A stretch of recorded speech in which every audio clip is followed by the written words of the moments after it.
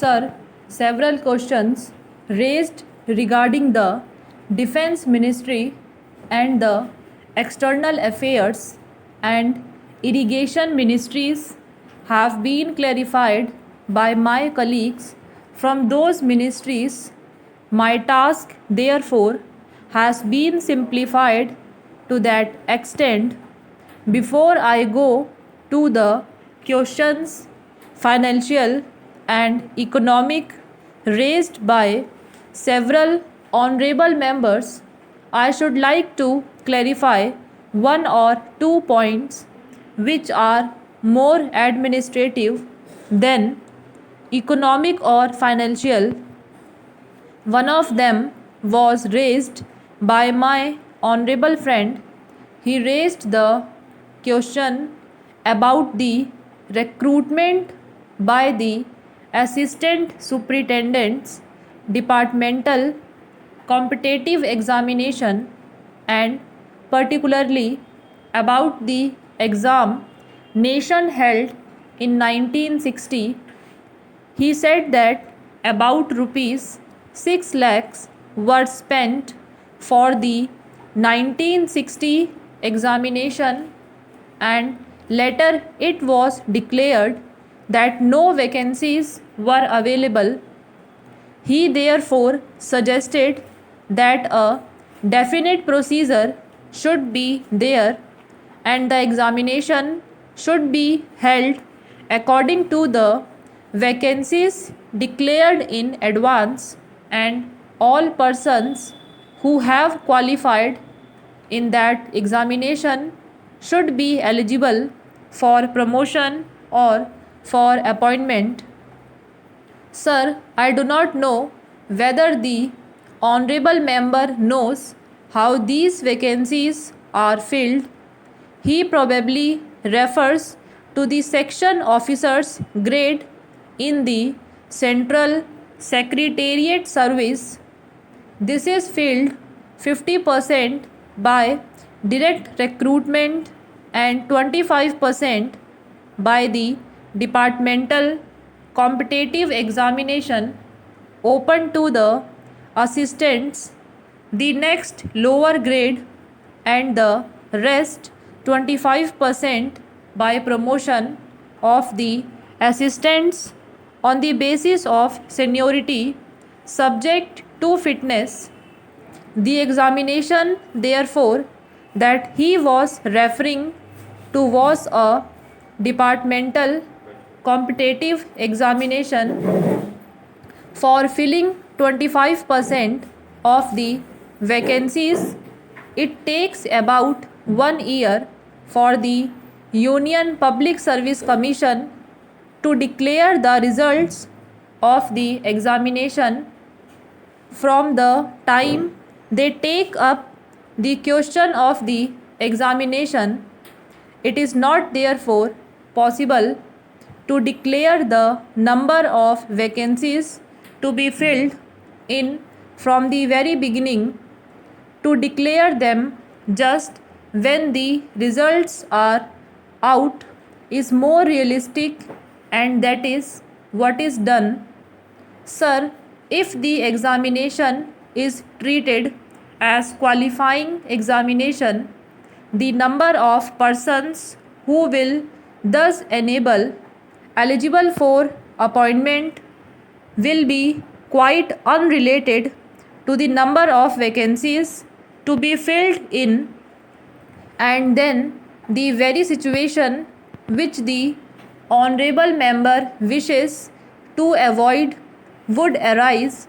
It would not then be possible to hold any of the examinations at regular intervals, and promotions against this quota would become very fitful. The honorable member also suggested that the rules for recruitment and promotion etc. should be uniform for all ministries, whether participating in the Central Secretariat Service scheme or not. It must be, and this is so, except for the Ministry of external affairs, and the railways. These have different rules, but these rules are very much similar and there is not much difference. But because these persons are recruited for different purposes and by different agencies, they are separate. Therefore, his purpose in saying that there should be uniformity is almost carried out. The only difference is that the Ministry of Home Affairs does not control the services in these two ministries.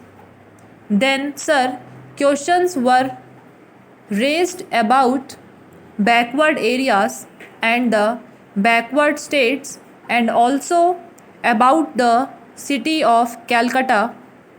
If the budget is properly scrutinized, it would be found that assistance is provided for the states, particularly the backward states, and the Finance Commission, which assesses the overall recruitment of the states, takes this into consideration and makes it recommendations which are carried out every time the Finance Commission's recommendations are received, and they are received periodically according to the Constitution. Sir, I would like to give the total amount paid to the states on this account. The main objective of planning is to create conditions in which living standards are raised in a sufficiently reasonable level and all citizens are given full and equal opportunity for growth and service. The plans seek to provide a balanced emphasis on increase in production and employment. The development plans are thus accepted as the means for ensuring equitable development in the field of social services. There is no reason to suppose that the needs of the less fortunate or prosperous states are being neglected, but it would not be proper to expect that all these differences could be wiped out now immediately. It must be seen whether we are going towards that very end or not. We are deliberately going towards that end, and we hope and trust that in course of time these inequalities would be wiped out, if not completely wiped out, at any rate they about inadequate provision included in the plan for meeting the growing requirements of the city of Calcutta, where even the basic services like water supply, sewage disposal and drainage were not being augmented, and that the central government was not enthusiastic about solving these difficulties.